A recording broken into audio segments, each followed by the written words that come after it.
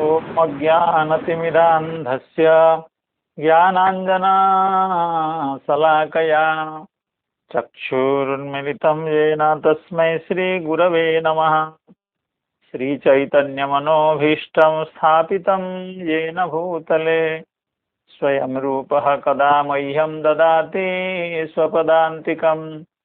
वन्देऽहं श्रीगुरो श्रीयुतपदकमलं श्रीगुरो वैष्णवांश्च श्रीरूपं साग्रजातं सहगणरघुनाथान्वितं तं सजीवं साद्वैतं सावधूतं परिजनसहितं कृष्णचैतन्यदेवं श्रीराधा कृष्णपादान् सहगणललिता श्रीविशाखान्वितांश्च।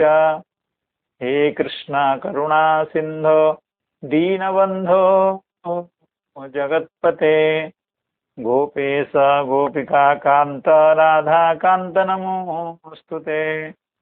तप्त काञ्चन गौरांगी राधे वृन्दावनेश्वरी वृषभानुसुते देवी प्रणमामि हरिप्रिये। नमो महावदान्याय कृष्ण प्रेम प्रदायते कृष्णाय कृष्ण चैतन्य नाम्ने गौरत्विषे नमः। वाञ्छाकल्पतरुभ्यश्च कृपा सिन्धुभ्य एव च पतितानां पावनेभ्यो वैष्णवेभ्यो नमो नमः। श्रीकृष्ण चैतन्य प्रभो नित्यानन्द श्री अद्वैत गदाधर श्रीवासादि गौरभक्त वृंद। हरे कृष्ण कृष्ण कृष्ण हरे हरे हरे राम राम राम हरे हरे। नमः ओं विष्णुपादाय कृष्णप्रेष्ठाय भूतले श्रीमते भक्तिवेदांत स्वामिन्निति नामिने। नमस्ते सारस्वते देवे गौरवाणी प्रचारिणे निर्विशेष शून्यवादी पाश्चात्य देशतारिणे। सायंकालीन इस कथा सत्र में जुड़े हुए समस्त संतजनों, विद्वज्जनों, साधुजनों, वैष्णवजनों, श्रीमद् भागवत कथा रस पिपासु सुधीजनों के चरणों में मैं बारंबार अपनी प्रणति का निवेदन कृतज्ञता के साथ करता हूँ। आप सबके अनुग्रह, कृपा, आशीर्वाद, अभय के कारण ही हम लोग भगवान की कथाओं को यथा बुद्धि यथाशक्ति निरूपण करने का प्रयास करते हैं। तो आप सब वैष्णव जनों की कृपा की अनुवर्तिनी है भगवान की कृपा। जब संत जन कृपा करते हैं तो भगवान भी कृपा करते हैं। तो उसी कृपा के बल पर, उसी आशीर्वाद के बल पर हम लोग भगवान की कथा का निरंतर श्रवण कर पा रहे हैं। और हमारे प्रिय आचार्य श्री राजेंद्र मिश्र जी ने पिछले कल की जो कथा थी उसका बहुत अच्छे ढंग से उन पद्यों का उल्लेख करते हुए आपने निरूपण किया एवं भगवान के कथा का क्या महत्व है, श्रीमद् भागवत के अध्ययन करने वालों का क्या महत्व है, श्रीमद् भागवत ग्रंथ का क्या वैशिष्ट्य है, उसका भी आपने बहुत संक्षेप से सही लेकिन विद्यावताम भागवत परीक्षा कहा करके आपने कर दिया। लेकिन श्रीमद् भागवत की कथा को कहने सुनने के लिए भगवान के प्रति जो भक्ति होनी चाहिए वो भक्ति मेरे हृदय में है नहीं, क्योंकि वो भक्ति कोई सामान्य पदार्थ नहीं है, वो होती नहीं है। कितना कोशिश, पता नहीं कोशिश हम ज़्यादा करते हैं कि नहीं, लेकिन कोशिश करने की भी उतनी प्रवृत्ति नहीं होती है और भक्ति महारानी कृपा इतनी भी नहीं करती है। लेकिन संतजनों की कृपा ही इसमें अवलंबन है।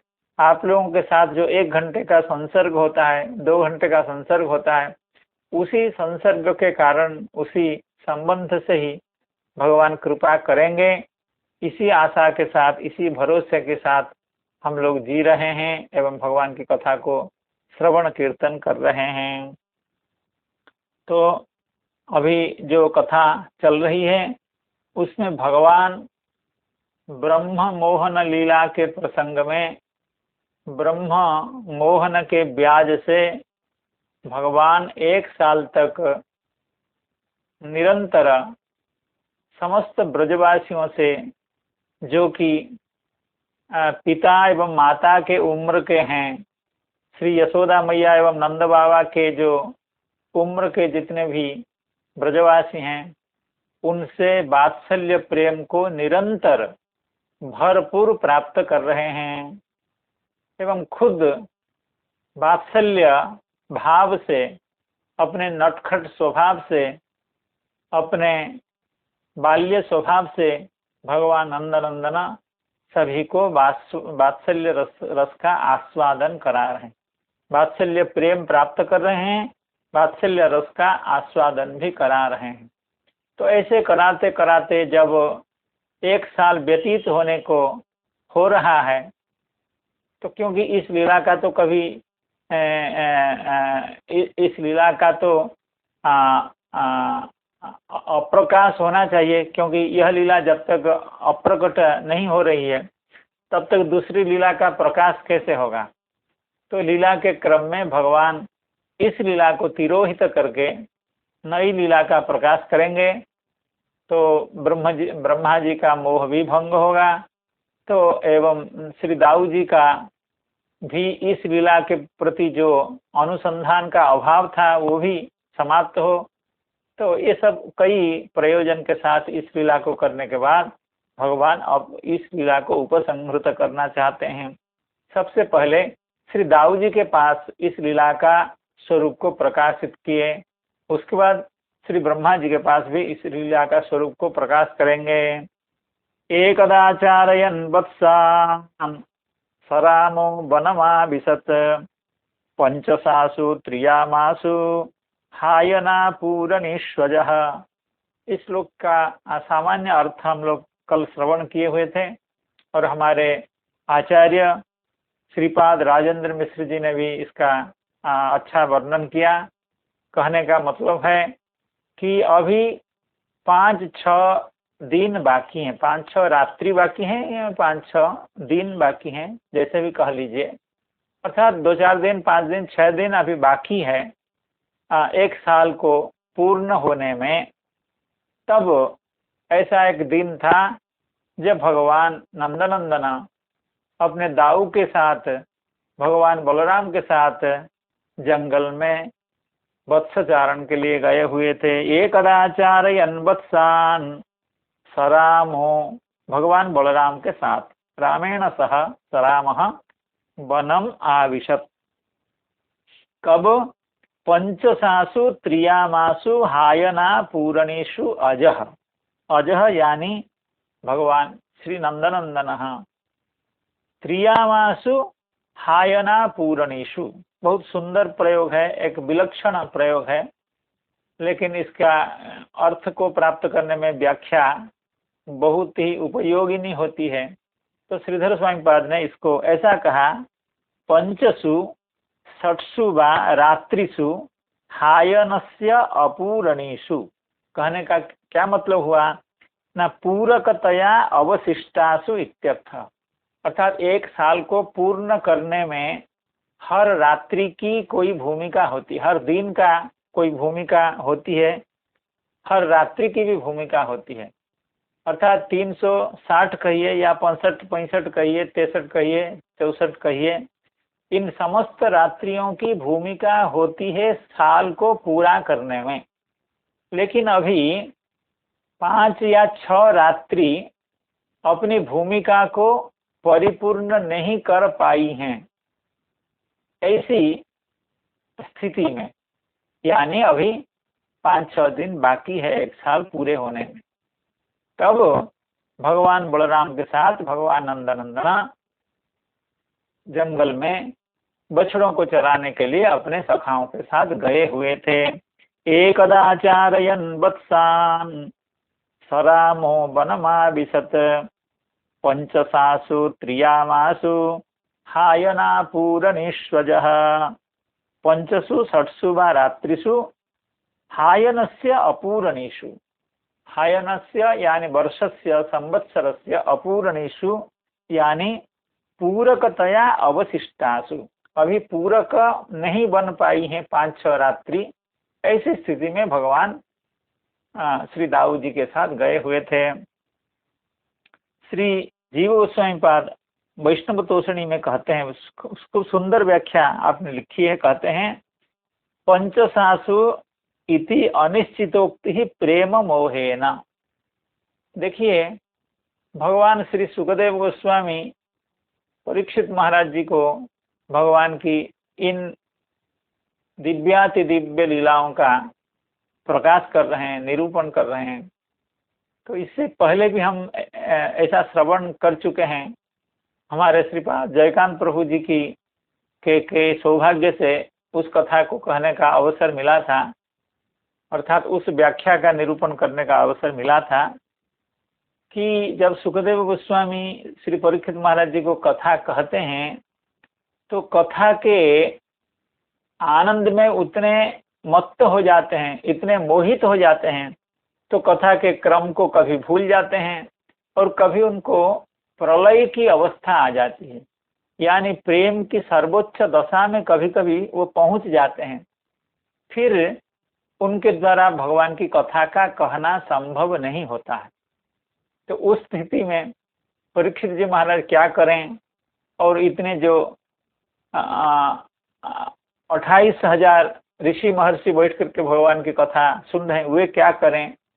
तो आप लोगों को याद होगा, तो उसकी एक व्यवस्था थी कि श्री परीक्षित महाराज जी ने अपने पुत्र श्री जनमेजय जी से कहा था कि ये जो हमारे श्री व्यासदेव हैं, यानी श्री सुखदेव गोस्वामी हैं, ये भगवान की कथा कहते कहते इस तरह की दशा को प्राप्त हो सकते हैं, इसलिए आप समस्त वाद्य यंत्रों के एवं भगवान के हरिनाम करने के अवसर की व्यवस्था करो।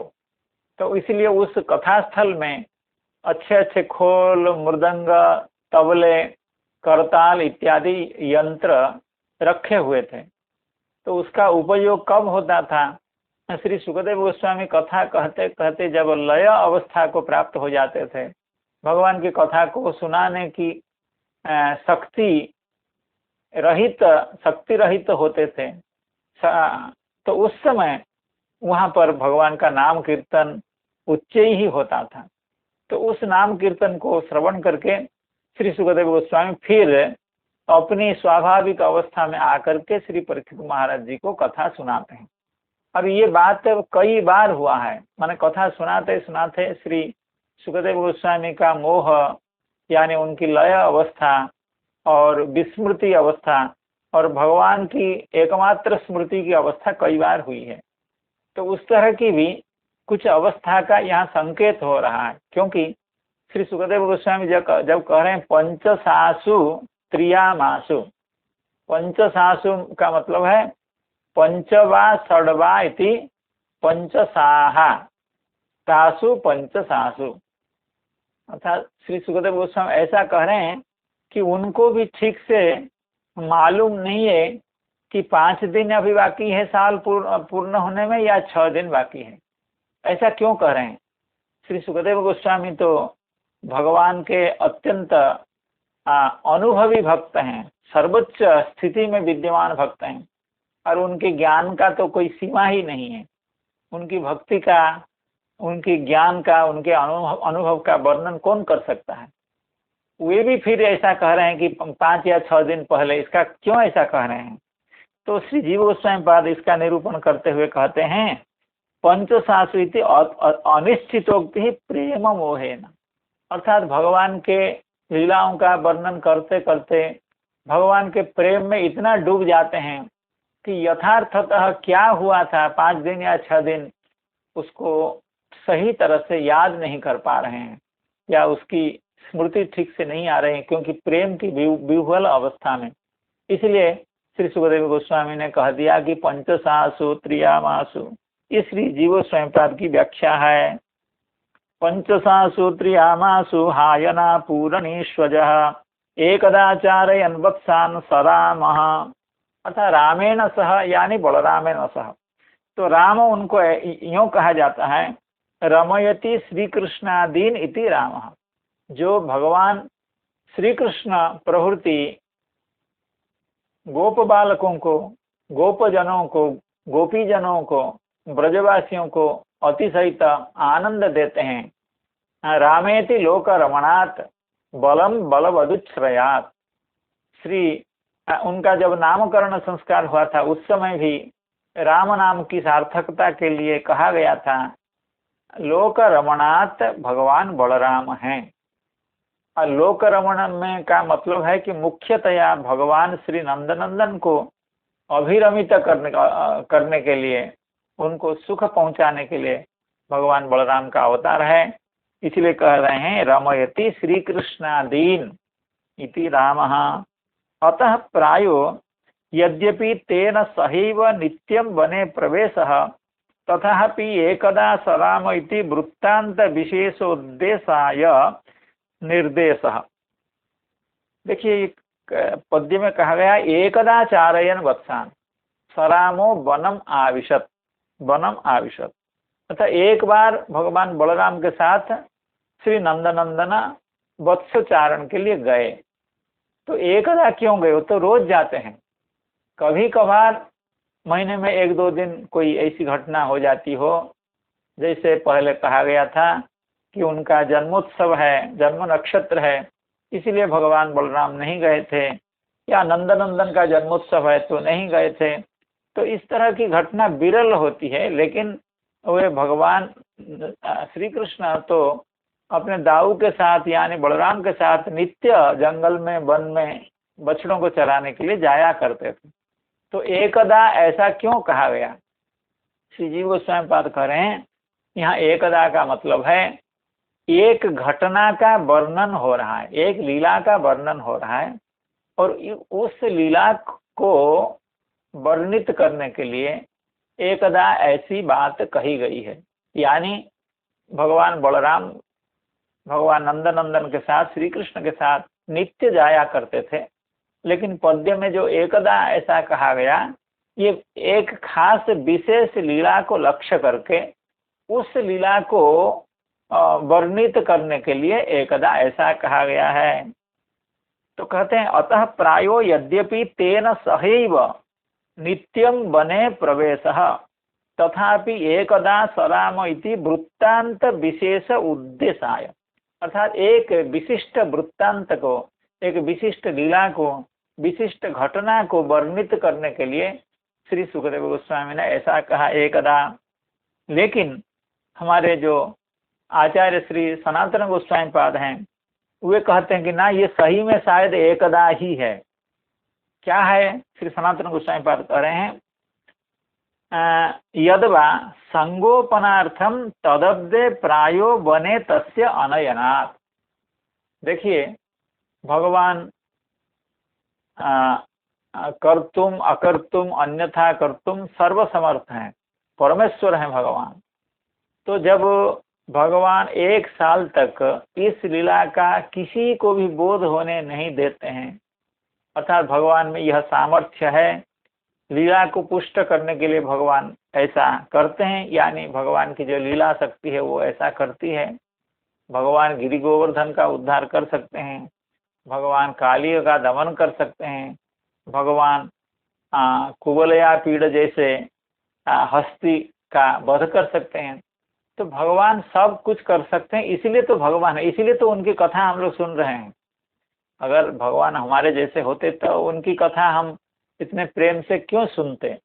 वे भगवान हैं, उनमें इसी तरह की विलक्षणता है, इसी तरह के ईश्वरत्व है, इसलिए उनकी कथाओं को हम लोग बैठ करके श्रवण करते हैं। तो उनका जो ईश्वरत्व है उस ईश्वरत्व का यहाँ भी प्रयोग हुआ है। यानी श्री सनातन गोस्वामी पाद का कहना है यद्वा संगोपनार्थम, अर्थात भगवान नंदनंदना श्री कृष्ण इस लीला को दाऊ जी से गुप्त रखने के लिए, छुपा करके रखने के लिए उनको 1 साल तक जंगल में नहीं ले जाते थे। अर्थात वे 1 साल तक भगवान नंदनंदन के साथ श्री दाऊ जी जंगल में वत्स चारण के लिए नहीं गए थे। ये जैसे असंभव जैसे लग रहा है, लेकिन भगवान की लीला में कुछ असंभव है ऐसा हम कह नहीं सकते हैं, क्योंकि भगवान अनंत शक्ति हैं, इसलिए उनकी लीला में यह भी संभव है उनके संकल्प से दाऊ जी 1 साल तक जंगल में नहीं गए थे। इसलिए कहा गया एकदाचारयन् वत्सान् सरामो वनमाविशत पंचसासु त्रियामासु हायनापूरनिश्वजः तच्च तं प्रति तल्लीला तत्त्वबोधनं स्नेह विशेषेण अन्यथा अब्दान्ते श्री ब्रह्मागमने सति तत्तत् संचरणेन तस्य तत्कौतुकानुभव सिद्धे। अब श्री जीव गोस्वामी पाद एक दूसरी बात कह रहे हैं। आप कह रहे हैं कि ऐसा क्यों, अभी 1 साल जब पूरा होने ही वाला है और ब्रह्मा जी को इस लीला का बोध होने ही वाला है और इस लीला का बोध और लोगों को भी होने वाला है, तो उस समय भगवान बलराम को इस लीला का बोध हो जाता। ऐसा क्या विशेषता थी, ऐसी क्या आवश्यकता थी कि 4-5 दिन पहले, 5-6 दिन पहले पंचसासु त्रियामासु हायना पूर्णिषु ही श्री दाऊ जी को इस लीला का बोध हुआ, ऐसा क्यों? इसका उत्तर देते हुए कहते हैं तच्च तम प्रति तल लीला तत्व बोधनम स्नेह विशेषेण। अर्थात दाऊ जी के प्रति भगवान का कितना स्नेह है उसका निरूपण तो सब जगह है। सभी लोग जानते हैं कि भगवान बलराम का भगवान नंदनंदन के प्रति एवं भगवान नंदनंदन का दाऊ जी के प्रति कितना प्रेम है, कितना स्नेह है। ये कोई नई बात नहीं है, ये छुपी हुई बात नहीं है। तो भगवान का श्री दाऊ जी के प्रति जो प्रेम विशेष है, उस प्रेम विशेष को ख्यापित करने के लिए, उस प्रेम विशेष के कारण ही 1 साल की पूर्ति होने के कुछ दिन पहले, 5-6 दिन पहले ही भगवान ने इस लीला का बोध श्री दाऊ जी को कराया। तच्च तम प्रति तल लीला तत्वबोधनम स्नेह विशेषेण, अर्थात प्रेम विशेषेण, प्रीति विशेषेण भगवान ने श्री दाऊ जी को इस लीला का बोध कराया। अन्यथा अब्दान्ते श्री ब्रह्मागमने सति तत्तत् संचरणेन तस्य तत्कौतुक अनुभव सिद्धे। क्योंकि अगर ऐसा ना होता तो जब ब्रह्मा जी को 1 साल के बाद इस लीला का बोध होता, श्री बलराम जी को भी उस समय बोध हो जाता और लोगों को भी बोध हो जाता, तो फिर अलग से श्री दाऊ जी को इस लीला का बोध कराने की आवश्यकता नहीं थी। लेकिन भगवान का श्री दाऊ जी के प्रति प्रेम विशेष है, स्नेह विशेष है, भ्रातृभाव विशेष है, इसलिए आपने इस लीला का बोध कुछ दिन पहले कराया। अब कह रहे हैं कि अगर इतना प्रेम है श्री नंदनंदन का श्री बलराम जी के प्रति, तो फिर इतना दिन तक इंतजार क्यों कराया? अर्थात इतना ही प्रेम है क्या 4-5 दिन पहले ही करा दिया जाए? अगर दाऊ जी के प्रति भगवान का इतना प्रेम है, आप कह रहे हैं कि श्री दाऊ जी के प्रति प्रेम विशेष के कारण उनको लीला का बोध 5-6 दिन पहले कराया गया, ऐसा होता है क्या? जो हमारा प्रेमी व्यक्ति होता है, कोई भी समाचार होता है, कोई विशेष घटना होने को होती है, किसी को लड़के की शादी, लड़के की शादी या लड़का की शादी या कोई अच्छा समाचार, तो हम लोग प्रेमी लोग को तो जल्दी से जल्दी सुना देते हैं। तो भगवान, आप एक और तो कह रहे हैं कि भगवान बलराम जी से जो प्रेम है उसके कारण उनको बोध कराया, तो अगर प्रेम है तो इतना देर तक उनको इंतजार क्यों करवाए? तो उसकी बात, उसकी व्याख्या करते हुए श्री जीव गोस्वामी पाद कह रहे हैं अति पूर्वम अबोधने कारणम तु बक्ष्यते। अर्थात इससे पहले, यानी इस लीला के आरंभ में या थोड़े दिन के अतीत होने पर भगवान बलराम को बोध करा देते, और भगवान बलराम से छुपाने की जरूरत ही क्या थी? शुरू से ही उनको बोध करा देते।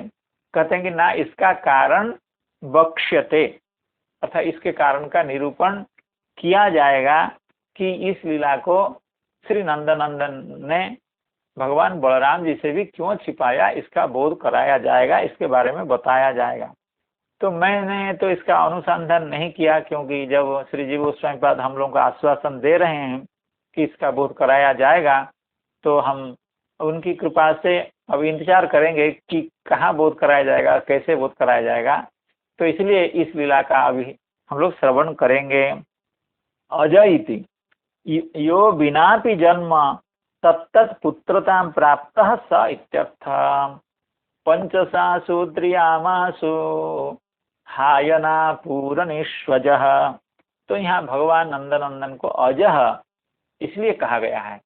देखिए, भगवान अज हैं और जन्मवान भी हैं, क्योंकि श्री देवकी मैया के उदर से श्री यशोदा मैया के गर्भ से भगवान ने जन्म तो लिया है, तो फिर अज कैसे हैं?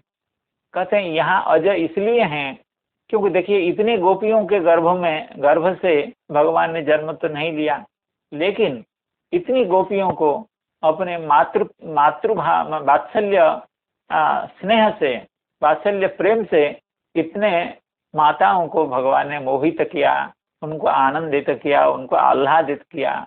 अर्थात उनके गर्भ से जात न होने पर भी उनको पुत्र भाव से, पुत्र प्रेम से उनको इतना आह्लादित किया, आनंदित किया। इसके कारण यहाँ पर भगवान को अजह ऐसा कहा गया है। अज इति यो बिनापि जन्म तत्तत् पुत्रतां प्राप्तः स इत्यर्थः। तत्तु अधुना व्यक्ति भविष्यति इति भावः। अर्थात भगवान उनके गर्भज न होने पर भी उनके प्रति पुत्र भाव में कोई भी कमी नहीं रखते थे या कोई कपटता नहीं करते थे। जैसे उनके श्रीदाम सुदाम आदि पुत्र का व्यवहार होता था, जैसे वे अपने पुत्र से स्नेह करते थे एवं श्रीदाम सुदाम आदि उनके स्वपुत्र जैसे उनके प्रति स्नेह करते थे, उसी तरह से भगवान नंदनंदन भी कर रहे हैं। तो इसकी चर्चा आगे की जाएगी। एकदाचारयन् वत्सान् सरामो वनमाविशत् पंचसासु त्रियामासु हायना पूरनेश्वजः। ततो विदुराचरतो गावो वत्सान् उपव्रजम् गोवर्धनाद्रिशिरसि चरन्त्यो ददृशुस्तृणम्।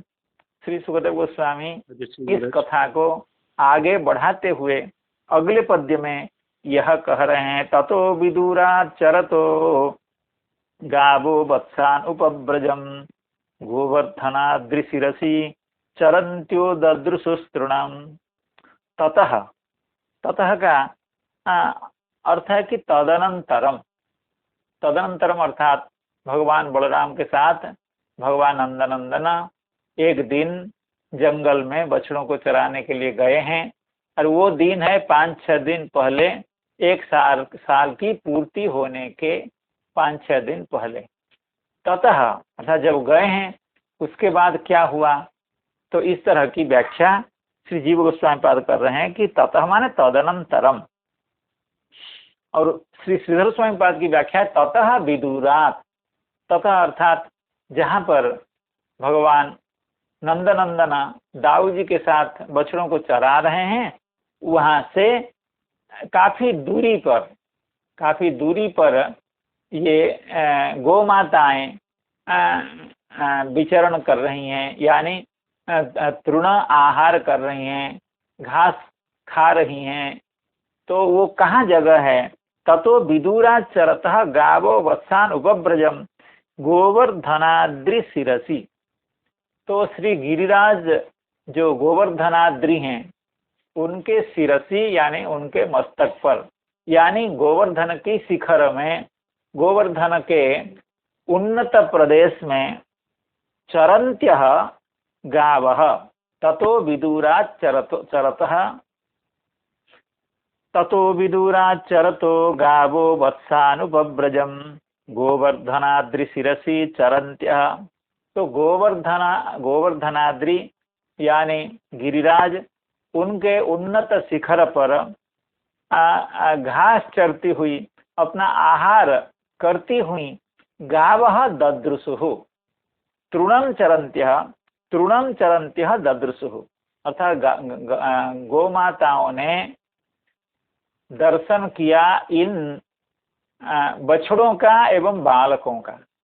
अर्थात भगवान नंदनंदन जिन बछड़ों को लेकर के उपब्रजम यानी ब्रज के समीप में, तो उसको व्याख्याकार स्पष्ट करेंगे कि कहाँ ये लीला हुई थी।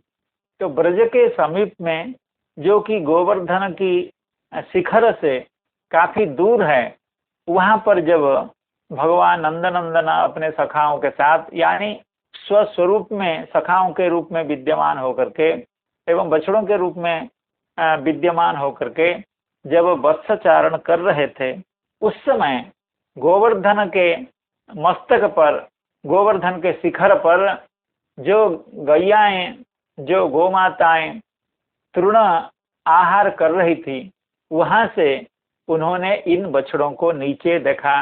अर्थात ये उनके काफी व्यवधान में गोवर्धन के अग्रभाग पर गोमाताएं अन्न भोजन कर रही है, तृण भोजन कर रही है, एवं ब्रज के अन्यत्र वहां से काफी दूरी में बछड़े घास चर रहे हैं एवं उनके साथ भगवान नंदनंदना गोचारण कर रहे हैं। ऐसी अवस्था में वो गो माताओं ने इनका दर्शन किया। तो गोवर्धनाद्रि शिरसी तृणम चरन्त्यः गावः, गोवर्धनाद्रि शिरसी तृणम चरन्त्यः गावः वत्सान उपव्रजम ददृशुः। अर्थात उन गो माताओं का जो बछड़े हैं, जो वत्स हैं, वे कहाँ विचरण कर रही हैं, वे कहाँ तृण आहार कर रहे हैं ना, उपब्रजम यानी ब्रज के समीप, ब्रज के पास। क्योंकि भगवान अभी छोटे हैं, कम उम्र के हैं, तो उनको केवल वत्स चराने का ही अधिकार है और उनको बहुत दूर जाकर के वत्स चराने का की अनुमति नहीं है।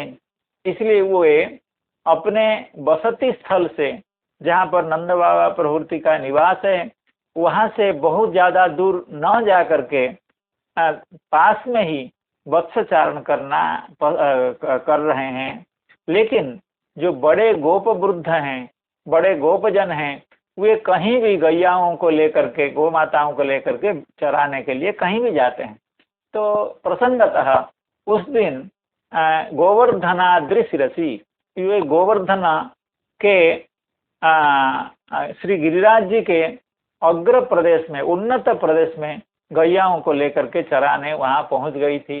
इसलिए गोवर्धनाद्रि शिरसी, श्री गिरिराज के ऊपर गैयाएं, गोमाताएं घास चर रही हैं एवं नीचे कहीं दूर प्रदेश में भगवान नंदनंदन अपने सखाओं के साथ वत्सचारण करा रहे हैं।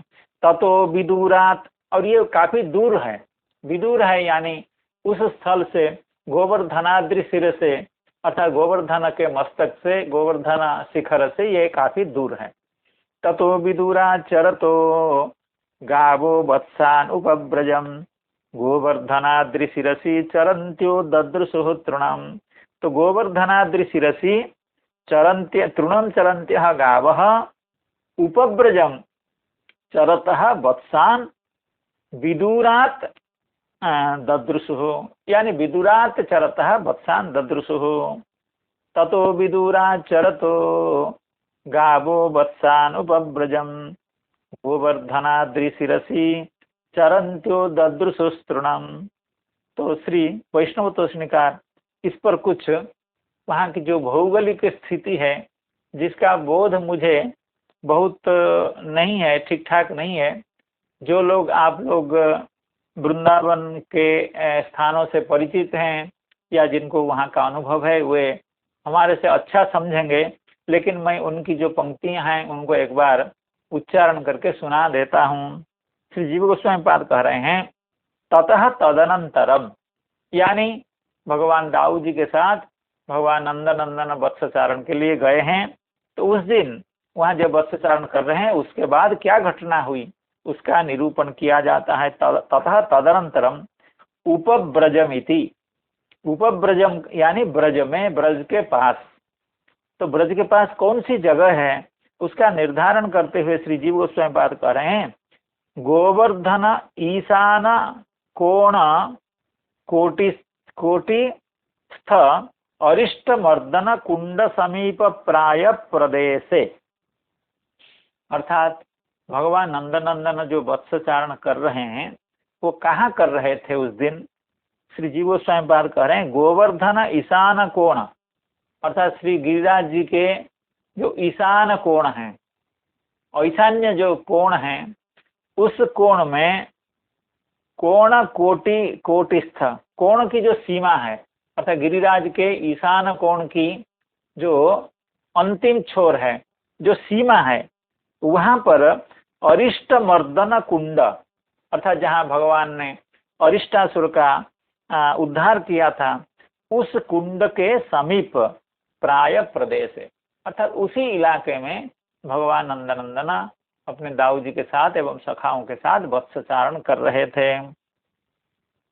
ये है उपब्रज शब्द का अर्थ। उपब्रजमिति गोवर्धनेशान कोण कोटिस्थ अरिष्टमर्दन कुंड समीप प्राय प्रदेशे तदंतिके ब्रजस्य व्याप्ते है।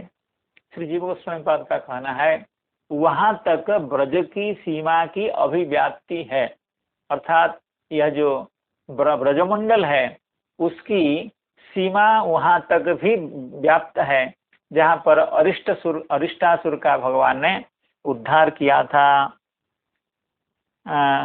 षट्टिकराख्य प्रदेशात रुजुमार्गेण चतुक्रोशमयत्वात्, अच्छा वो स्थान षट्टिकरा नामक जो ब्रज में प्रसिद्ध स्थान है, वहां से अगर सीधे जाया जाए, सीधे अर्थ का मतलब है जो सरकारी रास्ता बना है उससे नहीं, अगर सीधे वहां से जाया जाए तो ये जो अरिष्टासुर का उद्धार का स्थल है वो लगभग 4 कोस का होगा।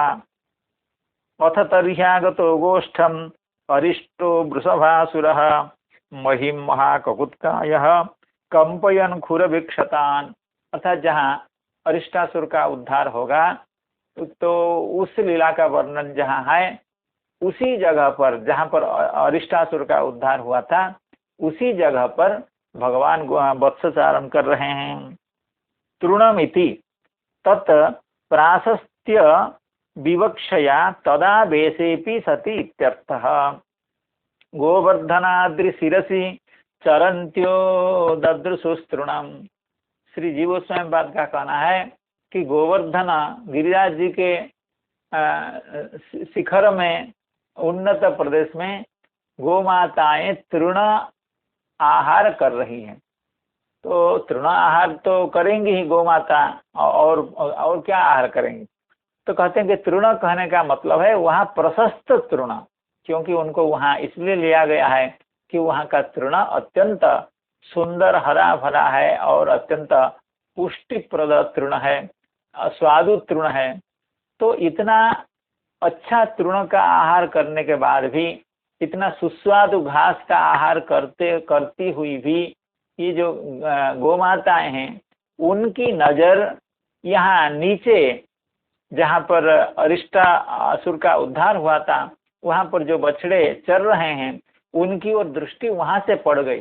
कहने का मतलब है कि इतना सुंदर तृण का आहार करते समय उनकी दृष्टि उधर नहीं जानी चाहिए थी, लेकिन बछड़ों की ओर उनकी दृष्टि चली गई है, क्योंकि आगे की लीला इसी से होना है। एवं गोमाताओं का जो अपने बछड़ों के प्रति जो स्नेह है और वो बछड़े के स्वरूप में तो आज भगवान नंदनंदन ही है। तो यही कारण है कि इतना अनुकूल परिवेश में इतना स्वादिष्ट तृण का आहार करती हुई भी वे गोमाताएं इधर दूसरी तरह नजर दे करके इन बछड़ों की ओर देख रहे हैं। गोवर्धनाद्रि शिरसि चरन्त्यो ददृशुस्तृणम तृणमिति तत्प्राशस्त्य विवक्षया तदा वेशेपि सति इत्यर्थ। यद्यपि तृण आहार में उनका चित्त आविष्ट था, फिर भी बछड़ों को देख करके वे व्याकुल हो गईं। अधुना श्रीकृष्णेन वत्सतराणां चारणं किंचित वयोवृद्ध्या योग्यत्वादिति भावः। श्री जीव गोस्वामी पाद एक और भी विशेष बात यहाँ कह रहे हैं। श्री जीव गोस्वामी पाद का कहना है भगवान नंदनंदना अपने दाऊ जी के साथ सखाओं के साथ जिन बछड़ों का रक्षण कर रहे हैं, जिन बछड़ों का विहार करा रहे हैं जंगल में, वे बछड़े बहुत छोटे नहीं हैं, अर्थात अभी थोड़ा सा बड़े हो गए, क्योंकि भगवान भी बड़े हो रहे हैं धीरे धीरे, इसलिए वे बड़े बड़े बछड़ों को भी लेकर के आ रहे हैं। ऐसा क्यों कह रहे हैं? क्योंकि आगे जो लीला आएगी, जिस बात का उल्लेख होगा, उसमें यह कहा जाएगा कि यद्यपि ये गोमाताएं अभी दूसरा तीसरा प्रसव कर चुकी हैं, अर्थात ये उनका पहला बछड़ा नहीं है, अभी उनको 2-3 बछड़े और भी उत्पन्न हो गए हैं, फिर भी बड़े बड़े बछड़ों को देख करके भगवान नंदनंदना जिन बड़े बड़े बछड़ों को विचरण करा रहे हैं, तो उनको देख करके भी गो माताएं उनसे मिलने के लिए व्याकुल हो गई। इसी बात को, इसी आगे की जो बात है उसी का संकेत करते हुए श्री जीव गोस्वामी पाद कह रहे हैं, अधुना श्री कृष्णेन वत्सतराणाम चारणम किंचित वयोवृद्ध्या योग्यत्वात्, अर्थात भगवान थोड़ा सा बड़े हो गए हैं। एक बार भगवान ऐसा घर में शायद कहने भी लगे कि देखो मैया, मुझे ये अच्छा नहीं लगता है, ये जो छोटे छोटे बच्चे दे करके हमको भेज देते हो, तो ये तो मेरी बदनामी है। मैं तो काफी बड़ा हो गया हूँ, थोड़ा सा मोटा भी हो गया हूँ, दूध माखन दही खाते खाते मैं पुष्ट हो गया हूँ, इसलिए हमको बड़े बछड़ों को लेकर के चराने की अनुमति दो। तो भगवान की जिद के कारण मैया विवश होकर के, नंद बाबा विवश होकर के उनको बड़े बड़े बछड़ों को चराने का भी अनुमति उनको मिल गई थी। इसी बात को श्री जीव गोस्वामी पाद कर रहे हैं, अधुना श्री कृष्णेन वत्सतराणाम चारणम किंचित वयोवृद्ध्या, उनकी उम्र काफी बढ़ गई है थोड़ी सी, एवं योग्यत्वात्, क्योंकि भगवान बड़े हो गए हैं, थोड़ा सा शारीरिक रूप से भी भगवान पुष्ट हो गए हैं, भगवान के हाथ पैर में थोड़ा सा सामर्थ्य आ गया है कि वे बड़े बड़े बछड़ों को चराने में समर्थ हैं। इसलिए आज जो वत्सचारण हो रहा है उसमें कुछ ऐसे भी वत्स हैं जो थोड़ा सा बड़े हो गए हैं, अर्थात जिन गोमाताओं के ये बछड़े हैं, उन गोमाताओं ने इन बछड़ों के बाद 1-2 बछड़ों को इसके बाद भी प्रसव किया है, इसलिए ये बड़े बछड़े हो गए हैं। ततो विदुरा चरतो गावो वत्सान उपव्रजम गोवर्धनाद्रिशिरसि चरंत्यो ददृशोस्तृणम, तो गोवर्धन के शिखर पर घास चरती हुई गोमाताओं ने उपव्रज यानी अरिष्टासुर उद्धार लीला जिस स्थल में हुई थी, वहां पर बछड़ों को चरते हुए गोमाताओं ने उनको देखा तो क्या हुआ, दृष्ट्वा च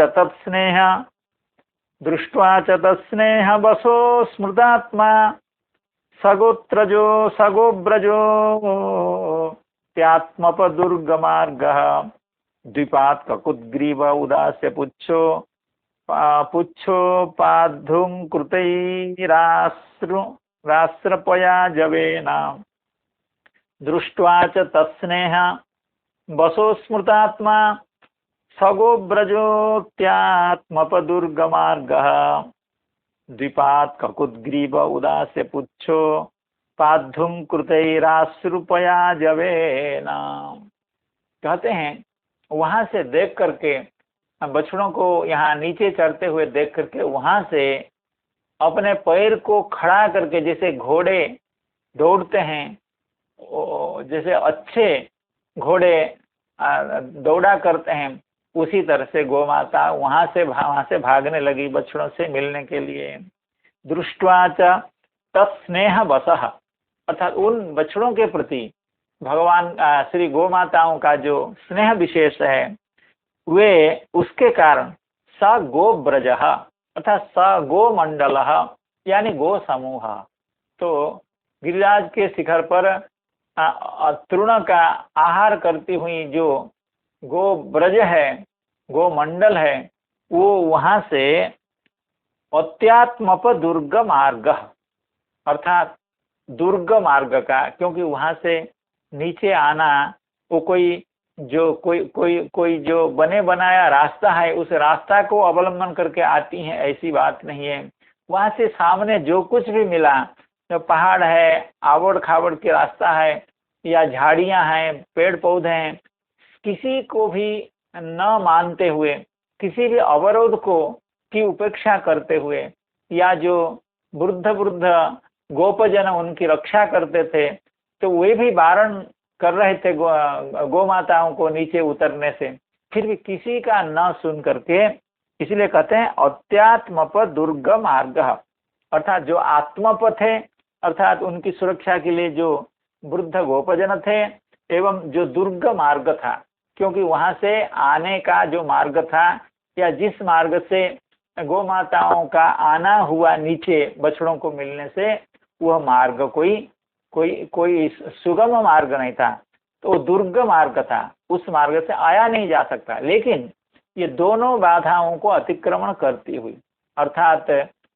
उनकी रक्षाकारी जो गोपजन थे उनकी बाधा एवं मार्ग की जो बाधा, दोनों बाधाओं को अतिक्रमण करता हुआ वह गो ब्रज यानी गो समूह वो नीचे उतर आकर के बछड़ों से मिलने लगा।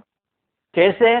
द्विपात, अर्थात वो ऐसे भागती थी, लग रहा था कि दो ही पैर हों। गोमाता का तो 4 पैर होता है, लेकिन जब वेग से भागती हैं, या कोई घोड़ा हो या और पशु हो, जब वेग से भागते हैं तो उनके एक पैर दूसरे पैर से मिल जाता है, यानी सामने के एक पैर, पीछे के एक पैर, तो दोनों मिल करके लगता है कि 4 पैर नहीं, ये तो 2 ही पैर हैं। तो द्विपात।